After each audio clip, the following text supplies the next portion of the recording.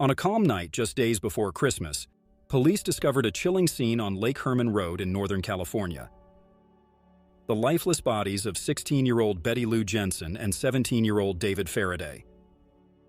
Both had been shot to death, and their bodies were found outside David's car sometime after 11 p.m. that night. Evidence suggested that another vehicle had pulled up beside them, and it appeared that the killer had approached their vehicle on foot before carrying out the shooting.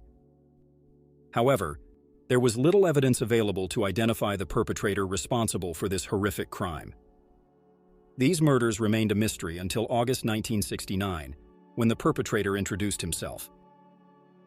Betty and David were not random victims. They were the first known victims of America's most mysterious serial killer known as the Zodiac.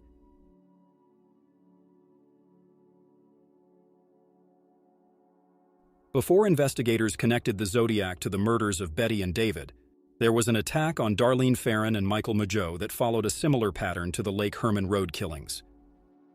On July 5, 1969, Darlene and Michael were at Blue Rock Springs Park, only 4 miles away from Lake Herman Road. A car pulled into the parking lot next to Darlene's vehicle, and believing it was a police officer, they reached for their identification. Suddenly, a man started shooting at them. After firing 5 shots, the killer returned to his car and fired another round at the defenseless pair. Darlene died at the scene, while Michael miraculously survived and provided a detailed description of the assailant.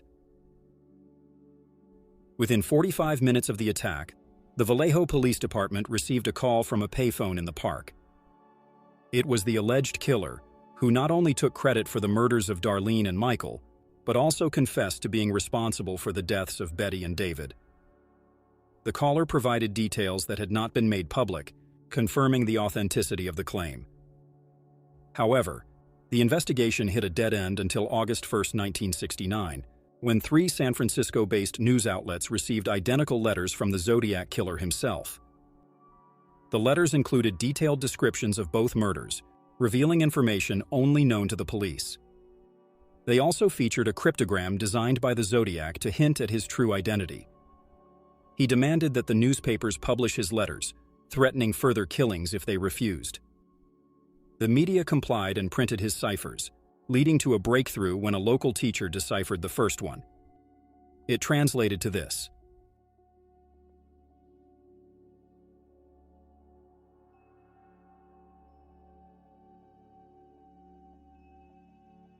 On August 7, 1969, the San Francisco Examiner received another letter. In this letter, the Zodiac expressed disappointment that his previous letters did not make the front page and provided additional details about the homicides.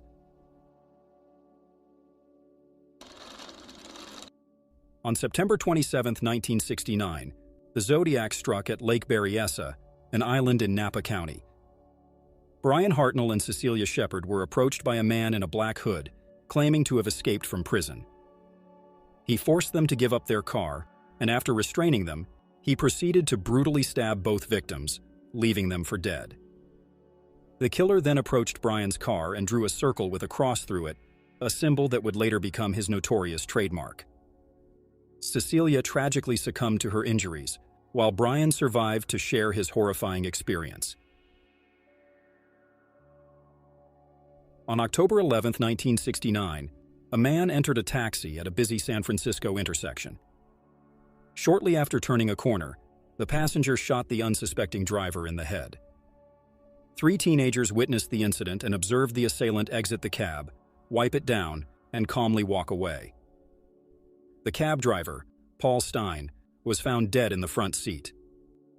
Although tragic, his death provided investigators with their first reliable witness description from the 3 teenagers. This description closely resembled that of Michael's attacker earlier that year. The composite sketch created from these descriptions became the face associated with the Zodiac and is still used to describe the serial killer to date. Merely 3 days after Paul's murder, the San Francisco Chronicle received another letter.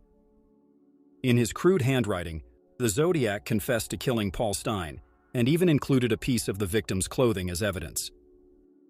A week later, he sent a 340-character cipher to various local news outlets in California, Despite extensive efforts by experts and the public, no one has definitively deciphered its meaning, making the cipher an enduring mystery. Throughout 1970, the Zodiac continued sending letters to the media. The last letter, which arrived in January 1974, praised the horror movie, The Exorcist. Following this correspondence, there have been no further communications from the Zodiac, and no additional linked killings have occurred. To date, the Zodiac's true identity remains unknown, but as technology advances, there is hope that DNA sampling may finally provide answers to America's most haunting true crime question: who was the Zodiac Killer?